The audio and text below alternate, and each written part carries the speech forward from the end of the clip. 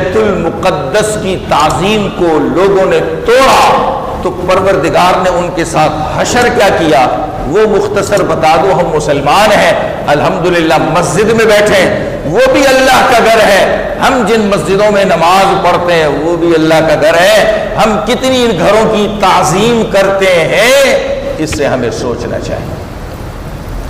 عیسیٰ علیہ السلام سے تقریباً 500 یا کچھ سال پہلے بخت نصر بڑا ظالم بادشاہ گزرا ہے اور ظالم بادشاہ گزرا ہے.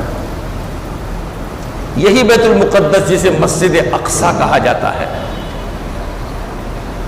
یہ یہودیوں کے پاس تھا اور یہودی اپنے قبضے میں کیے ہوئے تھے اس کو.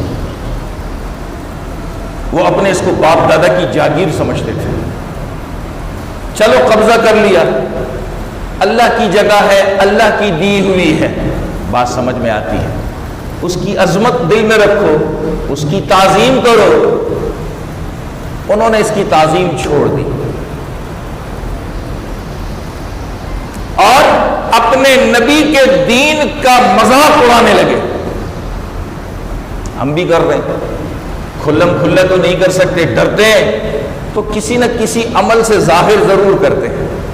کرتے ہم نہیں ہیں, ہم کوئی جنت کی نہر میں دھلے ہوئے نہیں ہیں. آج ہم نے اپنی عبادات کا جیسے مذاق بنایا ہوا ہے, اپنی عقل سے سب کچھ کر رہے ہیں اور سمجھ رہے ہیں ہم پکے ٹھکے مسلمان ہیں. یہی کام یہودیوں نے کیا تھا.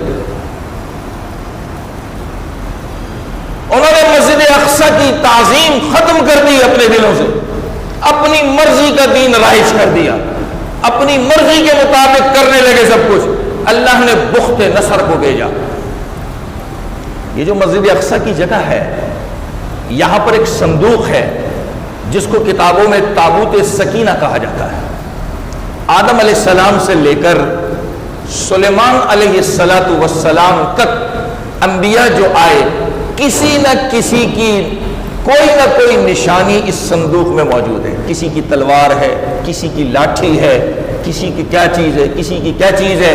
اسی تابوت کو تابوت سکینہ کہا جاتا ہے اور اس کو قرآن میں بھی نقل کیا ہے, پارے 2 کے اندر ہے.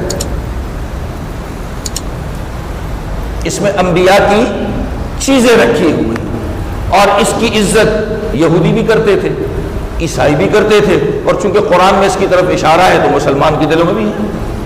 تابوت فیہ سکینۃ من ربکم, یہ قرآن میں موجود ہے. اس میں ہے کیا یہ میں نے بتا دیا کہ انبیاء علیہ السلام کی نشانیاں اس میں موجود ہیں. اللہ تعالیٰ اپنے بندوں کی تسلی کے لیے, ڈھارس کے لیے کوئی نہ کوئی علامت چھوڑ دیتے ہیں. یہی چیزیں اس کے اندر تھی. تو بخت نصر اس نے اس تابوت سکینہ کو بھی لیا اور اس بیت المقدس کی جگہ پر جتنی بھی قیمتی چیزیں تھیں سونے چاندی کی وہ سینکڑوں ہزاروں گاڑیوں پر اس نے لاد دی. اتنی تھی چیزیں. اور 1,00,000 یہودی جوان, بوڑھے نہیں جوان, ان کو قیدی بنایا اور اپنے ساتھ لے گیا. اب یہ سارے یہودی پریشان, یہ کیا ہو رہا ہے, یا تو بوڑھے لے گئے, سارے جوان تو وہ لے گیا ہے, کوئی دیکھنے والا نہیں, کوئی کچھ کرنے والا نہیں. کیا حال ہے ان لوگوں کا. اللہ تعالیٰ نے ایک عرصے کے بعد یہ یہودی جو 1,00,000 قیدی بنا کر بخت نصر بادشاہ لے گیا تھا جس نے بڑا ظلم کیا تھا, اور میں نے اس کی وجہ بتا دی کہ ان یہودیوں پر جو ظلم ہوا ہے اس ظلم کی سب سے بڑی وجہ بیت المقدس کی ناقدری ہے. ہم امن میں نہ رہیں, ہم امن میں نہ رہیں کہ ہمارے ساتھ کچھ نہیں ہوگا. اللہ نے ہمیں بھی اپنی نشانیاں دی ہیں. یہ اذان ہے, یہ مسجد ہے, یہ نماز ہے, یہ مسلمان ہے, یہ سب اللہ کی نشانیاں ہیں. کس کس کے ساتھ ہم کیا کیا ناقدری کرتے ہیں ہم میں سے ہر ایک جانتا ہے, لیکن بس اپنے آپ کو ہم بہت بڑا چیتا سمجھتے ہیں, عقل مند سمجھتے ہیں. ہم سمجھتے ہیں اس پر ہماری کوئی پکڑ شکڑ نہیں ہوگی. یہ ہمارا دھوکہ ہے, یہ ہمارا دھوکہ ہے. اللہ ایک موقع تک ڈھیل دیتا ہے, پھر اللہ پکڑتے ہیں. ان یہودیوں کے ساتھ بھی ایسے ہی ہوا, ان یہودیوں کے ساتھ بھی ایسے ہی ہوا. یہ یہودی حضرت یعقوب علیہ السلام کی اولاد میں شمار ہوتے ہیں. کہا حضرت سلیمان, حضرت عزیر علیہ السلام کا دور, اتنا ڈھیل دیا. اس کے بعد جا کر کے عیسیٰ علیہ السلام سے کچھ 500 سال پہلے ان کو پکڑا ہے.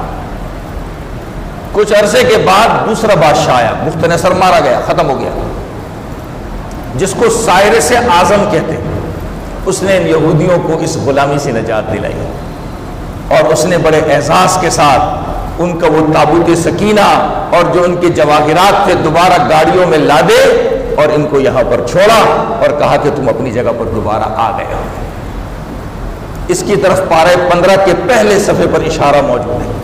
پورا قصہ نہیں ہے, اس قصے کا اشارہ موجود ہے. اللہ نے بنی اسرائیل کو سزا دینے کے بعد پھر ایک موقع دیا. شاید اب تعظیم کر لیں, اب قدر کر لیں, لیکن کچھ عرصے ٹھیک رہنے کے بعد پھر یہ اپنی بدبختی پر آ گئے. یہ لوگ پھر اپنی بدبختی کے اوپر آ گئے. اب حضور اکرم صلی اللہ علیہ وسلم کا بیت المقدس کی